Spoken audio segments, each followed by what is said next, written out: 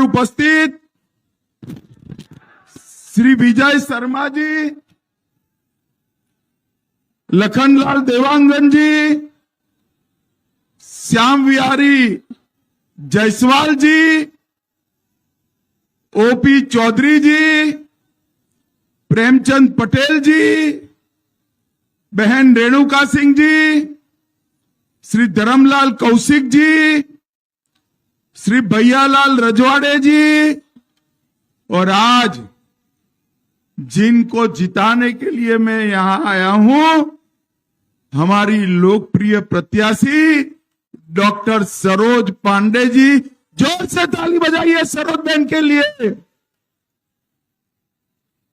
और आज कोरबा की इस महान भूमि पर आए हुए प्यारे भाइयों, बहनों, माताओं और मेरे जिगर के टुकड़े जैसे युवा मित्रों, आप सभी को नमस्कार। भाइयों और बहनों, चेतुरगढ़ की आदि शक्ति महिषासुर मर्दिनी मां को मैं प्रणाम कर कर मेरी बात की शुरुआत करना चाहता हूं। थोड़ा लेट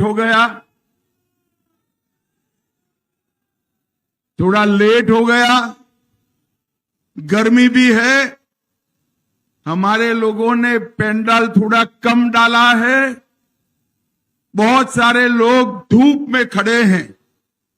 मैं सभी लोगों को क्षमा प्रार्थना कर कर मेरी बात की शुरुआत करना चाहता हूं। भाइयों बहनों, मैं सबसे पहले बता देता हूं, जब चुनाव होता है तब प्रत्याशी कहते हैं कि हमारे यहां सभा करने आइएगा। काफी लोग फोन करते हैं, मगर एक सीट है जहां मैंने सरोज बहन को कहा था, सरोज बहन मैं आपके यहां जरूर आऊंगा, आपको जीत करा। भाई और बहनों, मैं छत्तीसगढ़ राम का नैनीहाल है, नैनीहाल वालों के सामने आया हूं। मैं मन से एक बात पूछना चाहता हूं, मुझे बताओ भैया, अयोध्या में राम मंदिर बनना चाहिए या नहीं बनना चाहिए था? जोर से बोलो, बनना चाहिए था या नहीं बनना चाहिए था? एक कांग्रेस पार्टी जो आज हमारे खिलाफ लड़ रही है, 70 साल से राम जन्मभूमि के मसले को अटका कर रही, लटका कर रही, भटका कर रही। अरे छत्तीसगढ़ वालों, आपने 11 में से 9 सीटें देकर मोदी जी को दूसरी बार प्रधानमंत्री बनाया। एक 5 ही साल में केस भी जीता, भूमि पूजन भी किया और 22 जनवरी को प्राण प्रतिष्ठा कर कर जय श्री राम कर दी। और 500 साल के बाद रामलल्ला को पंडित कर कर मंदिर में नहीं बिठाया था। 500 साल के बाद हम ऐसे भाग्यवान लोग हैं जिनके जीवन में ये दिन आया कि हमने रामलल्ला के कपाल पर सूर्य तिलक को देखा। भाइयों, सूर्य तिलक।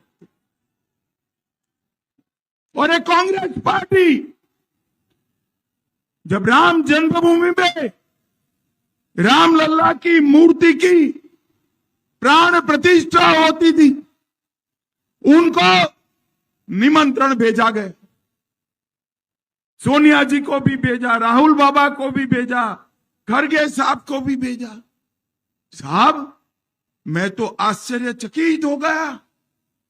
कोई रामलल्ला के प्राण प्रतिष्ठा का निमंत्रण को धुतकार सकता है? ये कांग्रेस पार्टी माइनॉरिटी के डर से, उनकी वोट बैंक के डर से इन्होंने रामलल्ला के प्राण प्रतिष्ठा के निमित्त निमंत्रण को धुतकारा है। आप तो नैनीताल वाले हो, ये कांग्रेस वाले आए तो पूछना किस मुंह से वोट मांगने आए हो। हमारे राम लल्ला का प्राण प्रतिष्ठा था, आप तो गए ही नहीं। भाई और बहनों, इनके लिए वोट बैंक की बात करूं। मुझे बताओ छत्तीसगढ़ वालों, छत्तीसगढ़ में से नक्सलवाद समाप्त होना चाहिए या नहीं होना चाहिए? अरे जोर से बोलो, होना चाहिए या नहीं होना चाहिए? ये भूपेश कक्का की सरकार थी, नक्सलवाद को बढ़ावा देते रहे। विजय बैठा है यहां, हमारे विष्णुदेव जी की सरकार बनी, हमारे उप मुख्यमंत्री गृह मंत्री विजय जी बैठे, 4 ही महीने में 95 लोगों को ढेर करने का काम। 350 लोग अरेस्ट हुए, कई सरेंडर हुए। मैं आपको कहकर जाता हूं, मोदी जी ने झारखंड, बिहार, उड़ीसा, तेलंगाना, आंध्र, महाराष्ट्र, मध्य प्रदेश, उससे नक्सलवाद को 5 साल में समाप्त किया है। छत्तीसगढ़ छूट गया था क्योंकि यहां भूपेश कक्का की सरकार थी। मगर मैं कहकर जाता हूं, मोदी जी को तीसरी बार प्रधानमंत्री बनाओ, 2 साल में नक्सलवाद को मूल समेत उखाड़ कर हम फेंक देंगे। हमारे सुरक्षा बलों ने पराक्रम किया, 29 नक्सलवादी मारे गए, कल भी 10 मारे गए। और ये भूपेश कक्का नीलजता से कहते हैं कि फेक एनकाउंटर। अरे भूपेश कक्का, नक्सलियों ने स्वीकार कर लिया कि हमारा बड़ा नुकसान हुआ है। ये कांग्रेस वाले शर्म नहीं खाते हैं भाई, शर्म नहीं खाते। जीतने के लिए, चुनाव जीतने के लिए इस देश में आतंकवाद और नक्सलवाद का पोषण कांग्रेस पार्टी सालों से कर। अब आपको चिंता करने की जरूरत नहीं है। यहां आपने कमल फूल की सरकार बनाई है, ऊपर मोदी जी की कमल फूल की सरकार बनने वाली है। नक्सलवाद को जाना ही जाना है। मुझे बताओ भाई, 2 चरण के चुनाव हो गए, आपको परिणाम जानना है क्या? जोर से बोलो, जानना है क्या? मैं बता देता हूं, मगर कहीं बताना मत। नहीं बताओगे ना? अरे सरदार जी तुम पूछो, बताओगे नहीं ना घर पे? पक्का? तो मैं बता देता हूं, 2 चरण में हमारे मोदी जी सेंचुरी मारकर बड़े आगे निकल गए। ये तीसरा चरण 400 पार की दिशा में आगे बढ़ना है। और तीसरे चरण में सरोज बहन लड़ रही है। कोरबा वालों, कठिन सीट है। गत समय आपने हमें आशीर्वाद नहीं दिया था, फिर भी हमने सोच समझकर सरोज बहन को आप पर भरोसा कर कर यहां भेजा है। तो जिताओगे क्या? अरे जोर से बोलो, जिताओगे? भाई देखो, हर क्षेत्र वाले कहते हैं हमारे सांसद को बड़ा बनाइए, कहते हैं या नहीं कहते हैं? हमने तो बड़ा बना हुआ नेत्री ही आपके यहां भेज दिया है, आपको सिर्फ चुनकर भेजना। गलती मत करना कोरबा वालों। मैं आपको कहने आया हूं, सरोज बहन को जिताकर भेज दो। कोरबा के गांव गांव की चिंता नरेंद्र मोदी जी करेंगे, नरेंद्र मोदी। भाई और बहनों, मोदी जी के पास 10 साल का ट्रैक रिकॉर्ड भी है और 25 साल का एजेंडा भी। ये छत्तीसगढ़ ज्यादातर पिछड़ा वर्ग, दलित, सत्नामी समाज और आदिवासी भाइयों बहनों का क्षेत्र है। मोदी जी ने 2014 में कहा था कि हमारी सरकार जो बनेगी वो गरीबों की होगी, दलितों की होगी, आदिवासियों की होगी, पिछड़ों की होगी। और मोदी जी ने 10 साल में ढेर सारे काम किए। हर गरीब को घर दिया है, घर में नल से जल दिया है, गैस का सिलेंडर दिया है, 5 लाख तक का बीमा दिया है, हर व्यक्ति को प्रति माह 5 किलो चावल भेजा है, शौचालय बना कर दिया है। और कोरबा वालों बताओ भाई, कोरोना का टीका लगा है या नहीं लगा है? अरे जिसको लगाया है 2 टीके लगाए भाई, दोनों हाथ ऊपर करो, लगा है ना? किसी को 4 आना देना पड़ा है क्या? मोदी जी ने कॉफी पिलाकर मुफ्त में कोरोना का टीका लगाकर देश को कोरोना से सुरक्षित करने का काम नरेंद्र मोदी जी ने किया है। भाइयों बहनों, नरेंद्र। और राहुल बाबा उस वक्त भी कहते थे ये मोदी टीका है, मत लगाइयो, ये तो अच्छा है। कोरबा वालों, आप लोग उनका सुनते नहीं हो, आपने टीका लगा दिया, कोई उनकी सुनता नहीं, देश बनने लगा। फिर एक दिन परेशान होकर वो भी रात को बहना को लेकर अंधेरे में टीका लगाए। अरे राहुल बाबा, शर्म करो, शर्म करो। कोरोना जैसी महामारी में भी राजनीति करते हो। भाई और बहनों, मोदी जी को तीसरी बार प्रधानमंत्री बनाने का अर्थ है कि देश को नक्सलवाद और आतंकवाद से मुक्ति दिलाना, देश के गरीब के कल्याण की चिंता करना, पूरे देश को विकसित बनाना, जनजातियों का सम्मान की चिंता करना और हमारे छत्तीसगढ़ को देश का सबसे पहला नंबर का राज्य बनाना। मैं जानता हूं सरोज बहन के साथ मैंने संगठन का काम किया। वो पहले भी सांसद रही है, राज्यसभा की भी रही, लोकसभा की, मेयर भी रही। अभी आपकी सांसद लापता सांसद के नाम से जाना जाता है। आप लोग समझते हो कि वो संसद में रहती होगी, संसद में भी नहीं है, यहां पर भी नहीं है, मालूम नहीं है कहां पर, हमें नहीं मालूम है कहां। मगर सरोज बहन को चुनकर देखो, आप परेशान हो जाओगे कि हर बार गांव में क्यों आ जाती है, इतनी बार आपकी समस्याओं का समाधान करेगी। भाई और बहनों, भारतीय जनता पार्टी ने कई महत्वपूर्ण फैसले मोदी जी के नेतृत्व में किए हैं। मुझे बताओ, ये कश्मीर जो है ये हमारा है या नहीं है? ऐसे नहीं सुनाई पड़ता भाई, मुझे जोर से बोलो, है या नहीं? एक खरगे जी कहते हैं राजस्थान और छत्तीसगढ़ वालों को, कोरबा वालों को कश्मीर से क्या लेन देन। खरगे साहब, आप 80 पार कर गए मगर देश को नहीं जान पाए।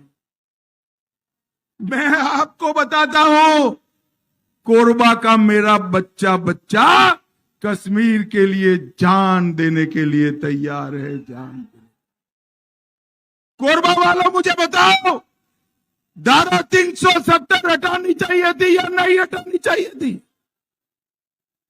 कांग्रेस पार्टी 70 साल से धारा 370 को एक अनोरस बच्चे की तरह गोदी में खिलाती रही, उनको वोट मिलते थे।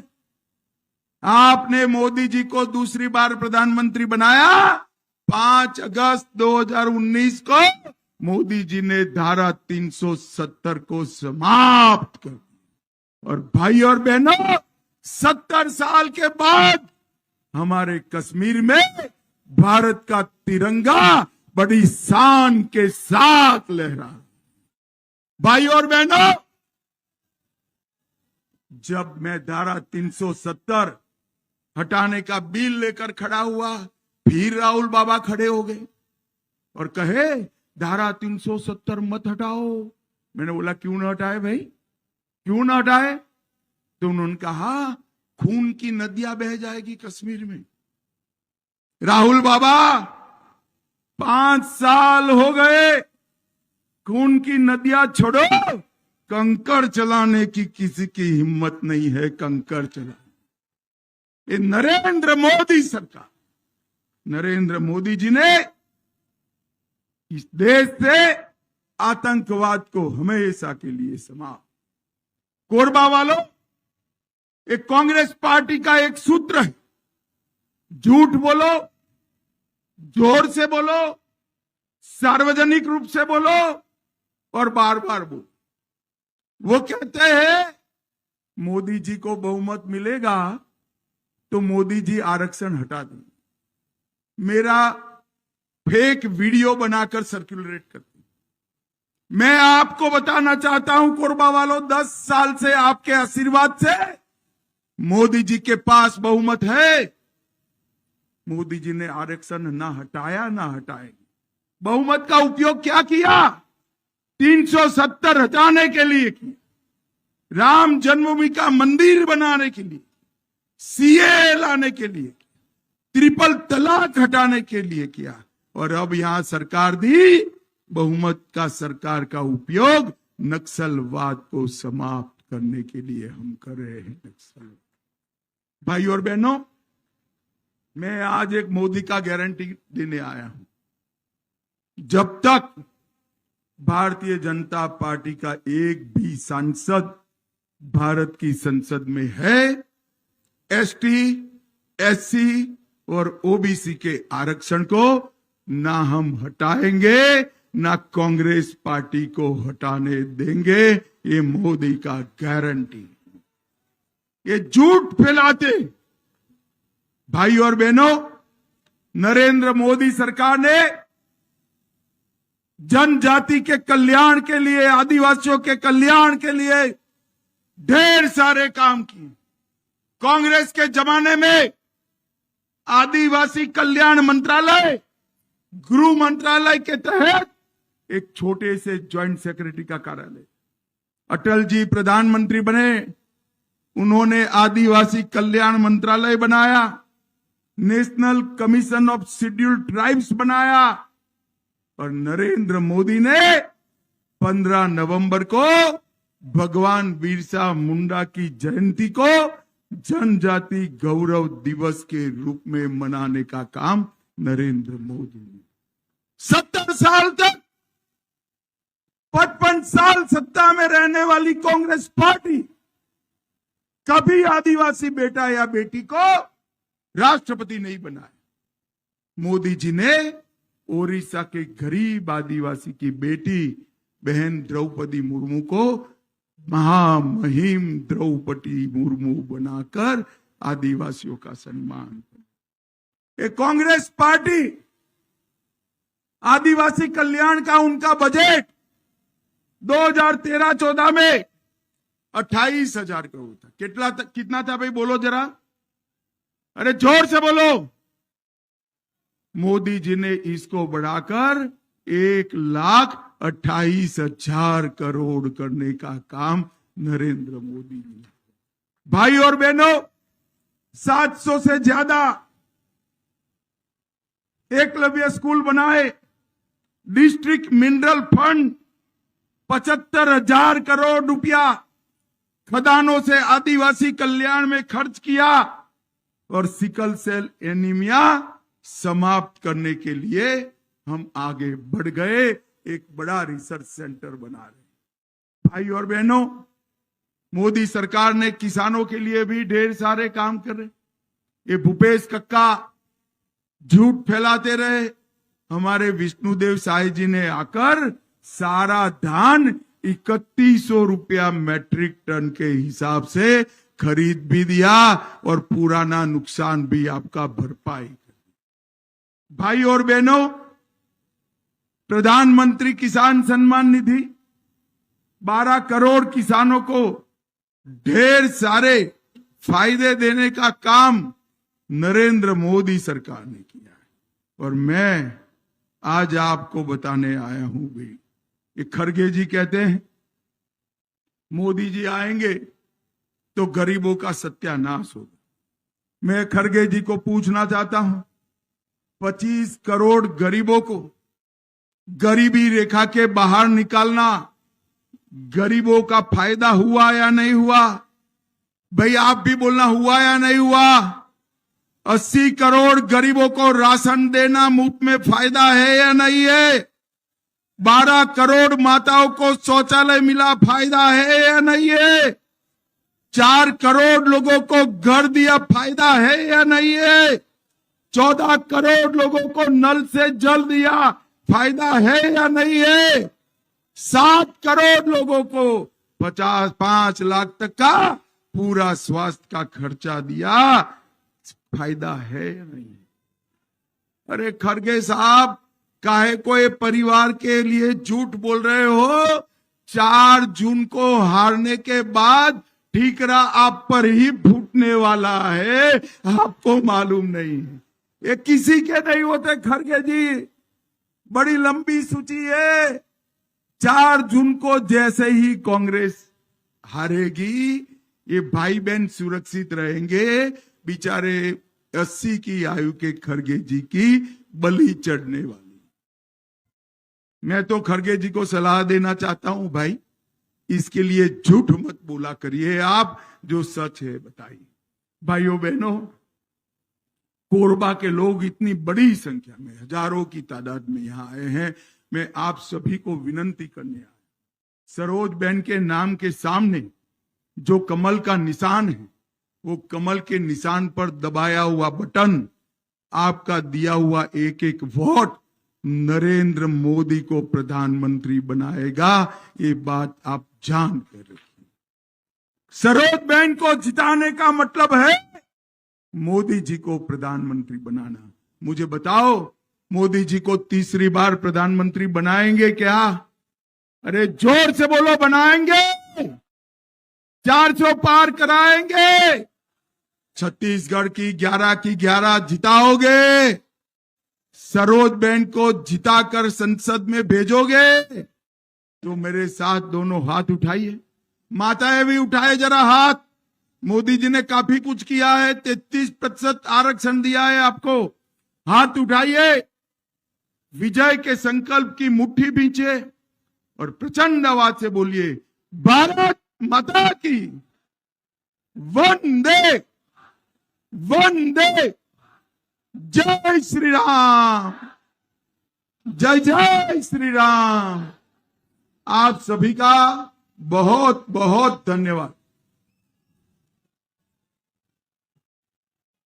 स्मृति चिन्ह भेंट करने के लिए इस कार्यक्रम के प्रभारी लखन देवांगन जी, प्रेमचंद्र पटेल जी और विकास महतो जी को मैं सादर आमंत्रित करती